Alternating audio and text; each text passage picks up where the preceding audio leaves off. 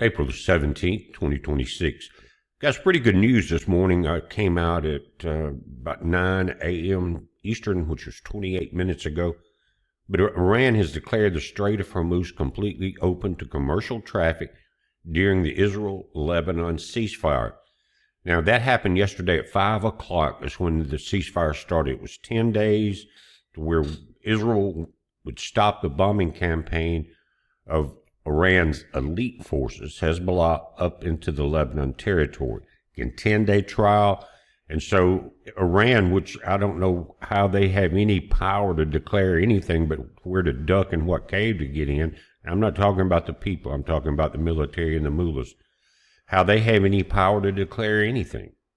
But anyway, they've done it. And so what's good about it is immediately we started seeing the price of gas go down this morning. Let's take a look at that. Guys, and this chart looks extremely good compared to what we've been seeing. Now, Brent is down $10.23. As I was starting the video just a few minutes ago, it was down just $9 and something. So this drop in the futures is continuing. 89.91 on Brent oil for May. The contracts that'll be coming up, 83.88. It's down $10.81. Natural gas is just barely down. But Murban crude is down a good bit, 93.46. We saw this approaching 150 during the peak of the war. I know I've mentioned that before. But there's only 3 weeks left in the European jet fuel scenario. And so what will happen, of course, you'll have Macron and the cronies flying anywhere they want to go, using up whatever jet fuel they need to go do something stupid like they are. I've never seen any of that group in Europe doing anything constructive. Just saying. But the only thing has been the destruction of their own countries, the way the Democrats want to handle this situation. Iran on Friday declared the Strait of Hormuz completely open to all commercial traffic during the ceasefire. Says the passage for all commercial vessels through the strait is declared completely open for the remaining period of ceasefire. And what they're hoping, because the last army they have left, basically, is Hezbollah in Lebanon. So they're trying to protect that asset. Now, why Trump's going along with this is because it's bringing oil down. And that was one of the main complaints that he's been getting. But the price of oil is going up. It's going to keep going up. And if the things had continued the way they were with the daily bombing of Iran, then we would be seeing the oil prices go the opposite direction, going up. Now, I hope that the big gas companies like Exxon and all that group will try to play a little more fairly because, again, they started jacking up the prices way ahead of time. And we'll see if they start bringing them back down. If not, guys, say something to your local gas station. Walk in and tell them, look, the price of oil is going down. Why is yours staying up like this? It's because they're ripoffs. Now, Iran's foreign minister put in a social media post, he said, vessels must transit through a coordinated route announced by Iran's maritime authorities. Again, I don't know how they have any authority over anything there. But Trump's playing the game. He's liking that price of oil going down. And if things would settle back down and they get the nukes off the table, it may lighten up somewhat. We'll see. The only thing about it is it's hard to trust Iran on what they're saying and doing. During this 10 days ceasefire, as the straits are open, are they rearming Hezbollah in Lebanon? Are they rearming themselves, getting ready for more war? More than likely they are.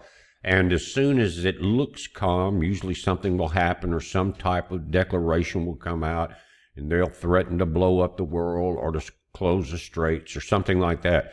But again, it kind of amazes me that they even try to speak with any authority because really they have none. But as long as the gas prices are going down, a lot of people happy. Now, as far as Pakistan, they're trying to mediate this peace deal, but Vice President Vance and Galibaf last weekend in Palestine failed to produce an agreement to permanently end the war, the U.S. war with Iran. But Trump said the U.S. and Iranian negotiators could meet again this weekend in Pakistan for a second round of talks. We'll see how that works out right now. Again, we need to get this cleared up, get the straits opened or whatever, and get our troops back home, because we've got major problems developing here with the Democratic Party. They're trying to destroy the nation. If you guys are keeping up on what they've been doing lately, the bills they're trying to pass, the people they're voting in, then we're in trouble if something doesn't stop. And it's got to be, the Democrats have got to be declared a terrorist organization, because they are. They fit every definition, trying to destroy the country, destroy the government, destroy the citizens, rip off all the taxpayers. Just like Somalia, the Democrats are no different. And again, that's what it's going to take. Will that happen? Who knows?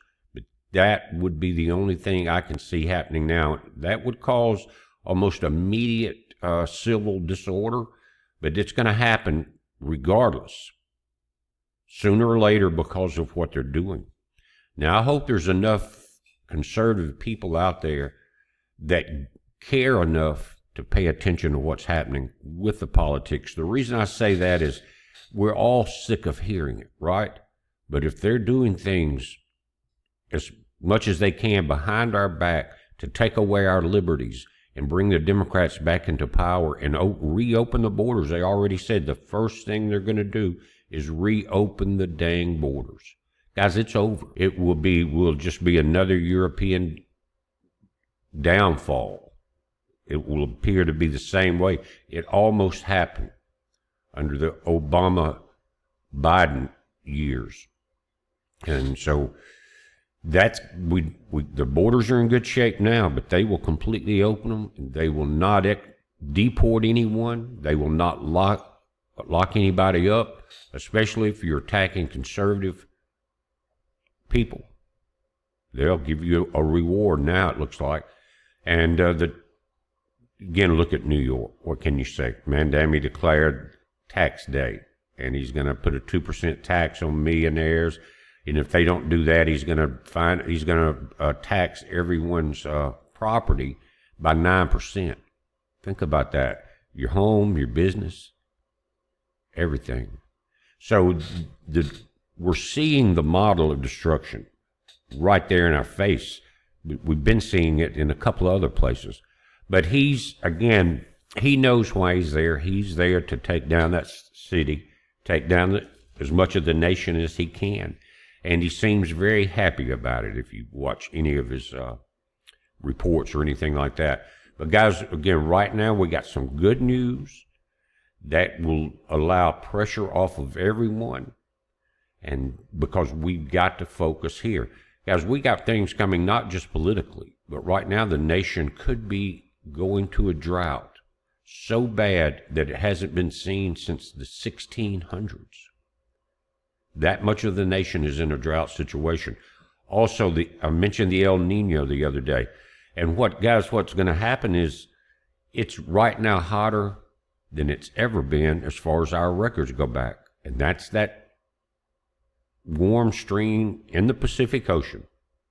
And as that gets that hot, it brings all of that warm air across the U.S. And it pushes hurricanes out of the Gulf. It pushes them back across the Atlantic, continuing to turn up, not cooling off the areas that are needed. And I think that affects these droughts. It affects the ferocity of the storms. We've talked about it. But guys, again, we got a little bit of good news. I'll do an update on this drought situation. We're getting information from all the different states now. And it's about 61% of the nation is in extreme drought conditions. We haven't had much rain here in the last week or two, maybe one shower. But I noticed here over our state and some of Alabama, we got a high pressure dome set up, and the moisture coming off the Gulf of America is coming up through Louisiana, Texas, and looping back around kind of north of Memphis. It's just a high pressure bubble setting here. We saw that about 2 or 3 summers ago when it was incredibly miserable during that time. And if that happens again, guys, the 61% drought is going to expand. And it's at the worst possible time. Why? Spring planting. So many fields are drying up, wheat, things like that. Huge farms, huge acreage places that farmers are considering to plow under what they have because it's not sprouting, and attempt to replant, but they're concerned they don't have enough moisture to germinate the seeds. So preparations are very important right now, guys. I think our power companies are getting out of hand as far as pricing. Be prepared for that. Be prepared for some type of auxiliary power, whether it's solar or whatever you're doing, and be prepared with some type of food situation. In other words, if it's long-term survival food or canning or whatever you can do, for two reasons. One could be that it becomes more scarce. The other problem is the cost. Now, we got to get diesel back down because it's well over $6 average around the nation. And so that is, when you double the price of diesel, you're adding a lot of tax onto the food and any other goods that are being shipped. So I hope they concentrate on that, because that is the lifeline of the nation, is its transport right now. Anyway, guys, we're watching this. Watch for updates on this drought situation and the El Nino coming out of the Pacific Ocean. It's a heads up. Be safe.